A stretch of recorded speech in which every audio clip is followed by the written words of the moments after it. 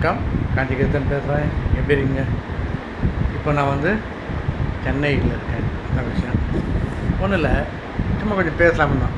ஒரு கவிஞர் கண்ணதாசன் இருக்கார் இல்லையா, அவர் எவ்வளோ பாட்டு எழுதியிருக்காரு, சுச்சுவேஷன் சாங் எல்லாமே கரெக்டாக எழுதியிருக்காரு. அவருடைய பாட்டு சிலது அப்படியே உண்மையாக அப்போவே கதைப்படி எழுதுவார். அந்த பாட்டை கேட்டாலே அந்த சினிமா படம் கதை பாதி புரிஞ்சிடும் அப்படின்னு. சுச்சுவேஷன் சாங்லாம் அப்படி தான், பாட்டிலே கதை சொல்கிறாங்க அப்படின்னு. அவர் இப்போ எழுதின பாட்டு இப்போ உண்மையிலே நடைமுறைக்கு வந்துடும். அது என்னன்னு சொல்கிறேன், கொஞ்சம் நோட் பண்ணி சும்மா ஜாலியாக எடுத்துக்கலாம், ஓகேவா? அவர் வந்து என்ன படம் எனக்கு சரியாக தெரில, ஊட்டி வரை உறவு கிடையாது, இல்லை ஏதோ சிவாஜி கணேசன் கேஆர் விஜயா நடித்த படம்னு நினைக்கிறேன். ஐ திங்க் தேடினேன் வந்தது அப்படின்றாரு அந்த பாட்டு தான்.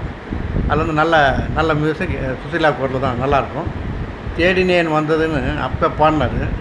அது இப்போ நடைமுறையில் என்ன வந்திருக்குன்னா, கூகுளில் சர்ச் பண்ண சொல்லுது. தேடினேன் வந்ததுன்னா கூகுளில் சர்ச் பண்ணால் அதுதான் தேடினேன் வந்தது. கூகுளில் நம்ம என்ன வேணுமோ சர்ச் பண்ணோம்.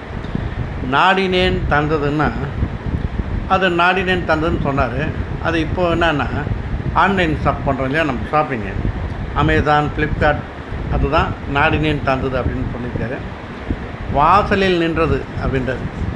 வாசலில் நின்றதுன்னா இந்த ஊப்பர், ஸ்விக்கி, ஜொமேட்டோ நம்ம ஆர்டர் பண்ணோன்னு வாசலே நிற்கும், நம்ம பெல் அடிப்பாங்க, நம்ம வாங்கிடலாம். இதுதான் வாசலில் நின்றது.